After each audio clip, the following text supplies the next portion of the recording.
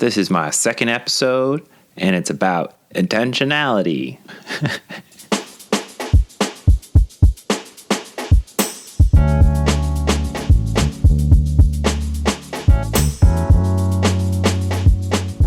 Hey guys, this is episode 2 from Notes from My Improv Notebook. So I wanted to get back to what intentionality is. I find that describing my vocabulary might clear up a lot of questions in terms of what I'm speaking of. And sometimes it can be difficult to understand what someone else is speaking of when you don't really understand the definitions of the phrases or words that they're using. I just wanted to kind of touch back on what I mean by intentionality. Intentionality for me is a clear communication between my partner and audience on what I'm trying to achieve. If I am intentional with my moves, I'll understand where I went wrong, where I went right, and what I'm able to do better next time. Sometimes after shows, I'll look back at different moments of the show and I'll think, what could I have done better in order to communicate the idea that I was really trying to portray? This is what helps me better approach the art form, is to really look back at what I was trying to communicate and how I tried to achieve that. Now, sometimes intentionality can be totally thrown off. Sometimes I could be trying to communicate to my partner that I am the absurd character and he doesn't receive that at all. And then there's that miscommunication that happens in a scene where we're both playing absurd characters or we're both playing straight characters, and that really doesn't go anywhere. The intentionality was there, which is great. That's what you want. But the communication did not come through clearly. I find intentionality to be one of the most important things we can do to be aware of our own moves. If we're intentional with what we do rather than guessing our way to the goal, we find ourselves able to replicate different ideas easier. We're able to communicate our ideas easier to the other person, and we're able to achieve that improv magic that we all kind of seek.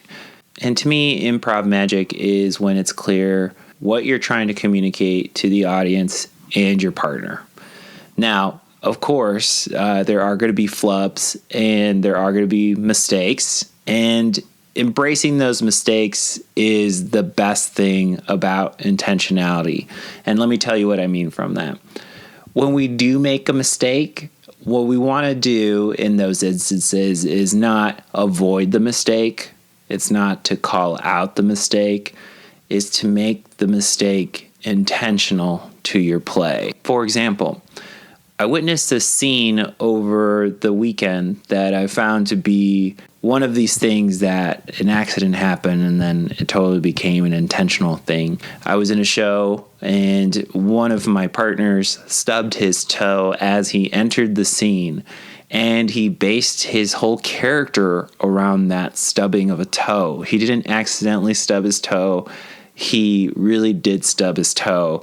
And his cult leader of a character became this cult leader of a character who stubbed his toe, who couldn't do the evil things that he wanted to do because his toe was really bothering him. That is what I love about improv. It's like that mistake that we turn into, I intentionally did this, and it will then make the character who I want it to be, is the most beautiful thing that can actually happen, because ultimately it wasn't in your head to do that. You just kind of went with the flow. Improv is just accepting a reality. It's embracing that reality is what it really is. For me personally, it can be hard to embrace a reality outside of the stage, you know? It could be hard for me to go to work and do a certain task that I don't want to do. I don't embrace that reality. What I find when I perform on stage is that embracing the reality is what really causes the magic to happen. Now, going back to intentionality, how do we find ourselves trying to communicate to our partner what it is that we really want to do. How do you do that? I mean, that's something that is different for each player. Some players really like the exercise of 3-line scenes, because 3-line scenes in a short amount of time, you're supposed to get out the where you are, the who you are, and the what you're doing. And you're supposed to rely on your partner to provide the information that is missing. But everyone seems aware at that moment what we're trying to accomplish. It seems like that exercise, it has structure, so we know what we're looking for, right? But when we're in a live scene, everything kind of gets thrown out the window and we play subconsciously. And that's why I kind of want to take out that subconscious, making my subconscious work. I'm really trying to get you to make your conscious and your subconscious work at the same time. Your subconscious is that part of your brain that when you're in the late part of a show and you see a connection happening and it just pops in your head, that's more of your subconscious. It's there to kind of guide you in the right direction. It's using your gut feeling in order to produce some really cool results. And what I want to do is I want you to use that and embrace that, right? But also to embrace you making conscious decisions to help you clarify what's going on stage. Now, intentionality isn't always going to be in every one of your lines. You know, sometimes you get a suggestion and you're just going to go out there and you're going to say the first line and it's not going to have anything to do with anything. Because the beauty of improv is we could have someone say the first line 100 different times the same way, but 100 different people will interpret that message 100 different ways. And, you know, there might be some similarities here and there, especially if you use titles like dad or boss, whatever.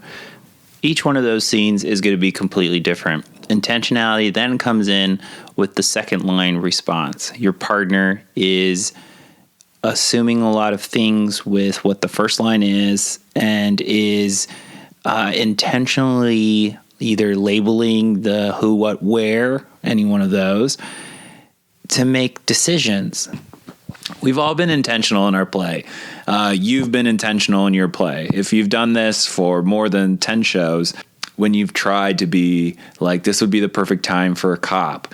So then we assume that cop posture, that cop body language, and we come up on stage, usually pulling our belt loops up, and we say, sir, do you know why I pulled you over? You know, the intentionality is there.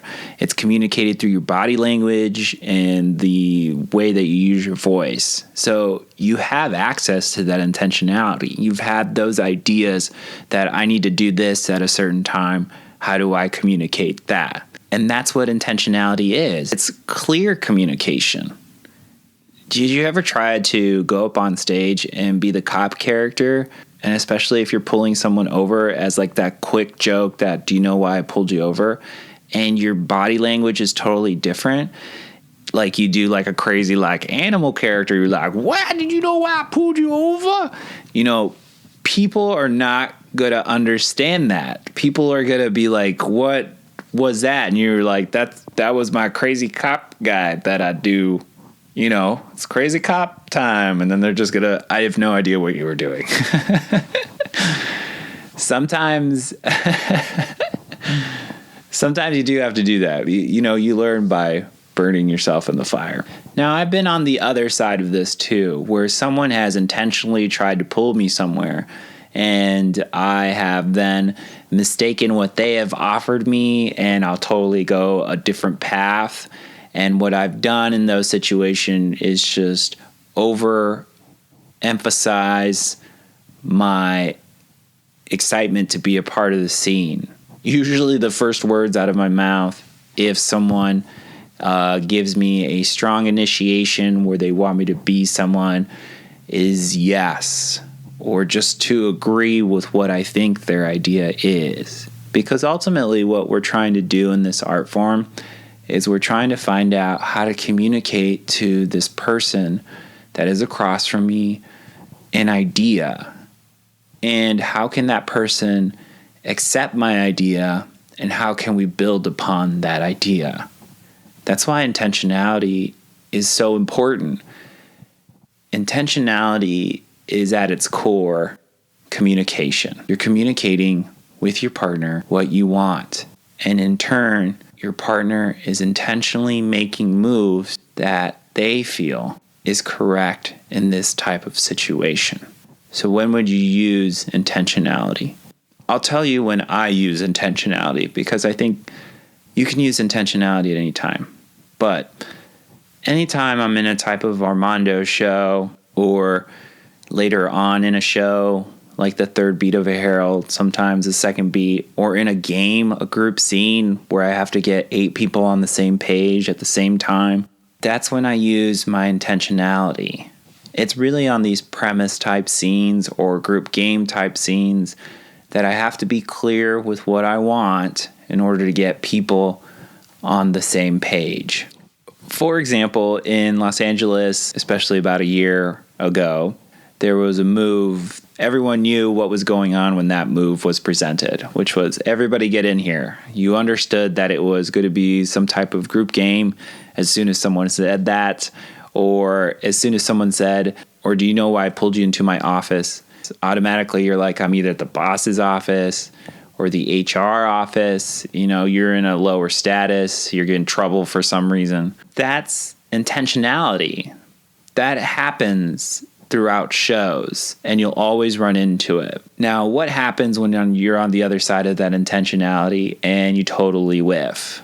What I'll do is I'll embrace whatever reality I think they are talking about, and I'll play that to a 10 or 11. You know, scale 1 to 10, I'll play it to an 11. If I'm not sure what they want, I'm just going to embrace what I think they want, and I'll just throw it at them. And what I find is that when we embrace fully what we think our partner is trying to say, that'll be a better scene than when we kind of lay back and we kind of wait for someone between us two to make some type of definitive move. We really want, as players, both my partner and I, in a 2-person scene, to get down to what this scene is about as soon as possible. So intentionality works in response as well. Because if you embrace what you think is the right way to go, you'll make better moves to get us to a place where the audience and your partner understand what's going on. Now, after the show, I always go up to my friend and I'm always like, oh, when you said this, I thought I was doing this and that's why I was doing that.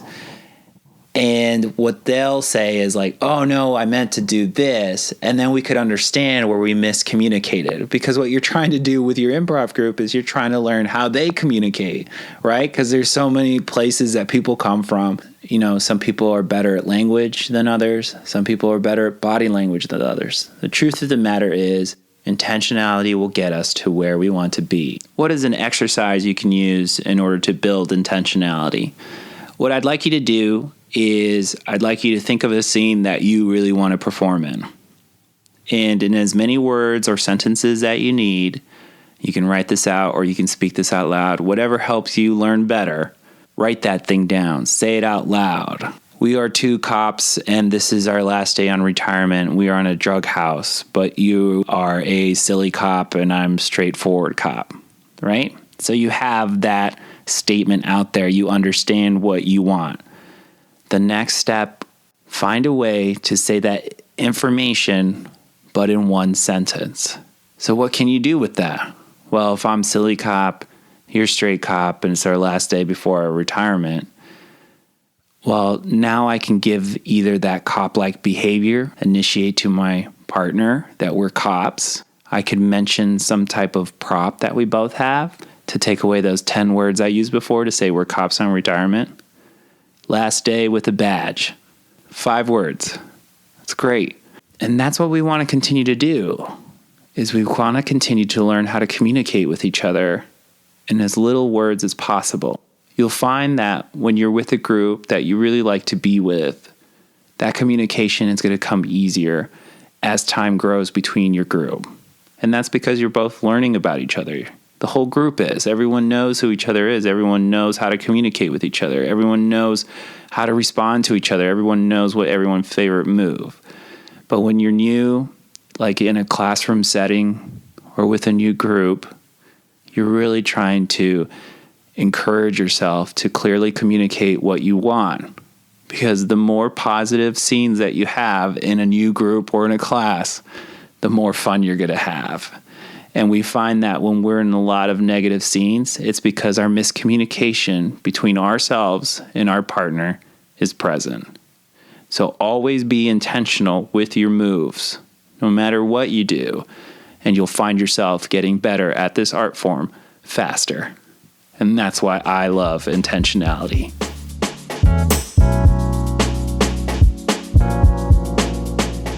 Hi, everybody. Again, my name is Xchel Hernandez. I'm an improviser out of Los Angeles, California.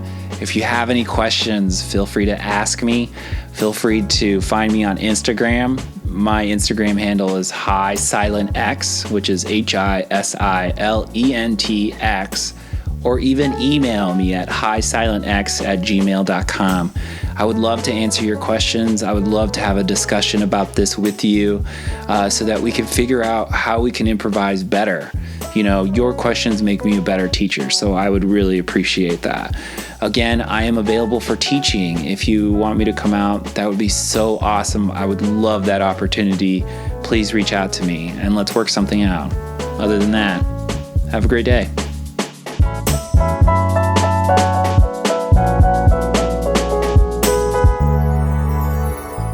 Improv can be really tough to talk about. It's like super heady, and you're just like talking about these ideas that are conscious and subconscious when all you just want to do is find out what the secret is. The secret is clear communicated patterns between your partner and the audience. And if everyone's on the same page, it's going to be a ton of fun. And when there's one thing missing from that, everyone thinks it's horrible.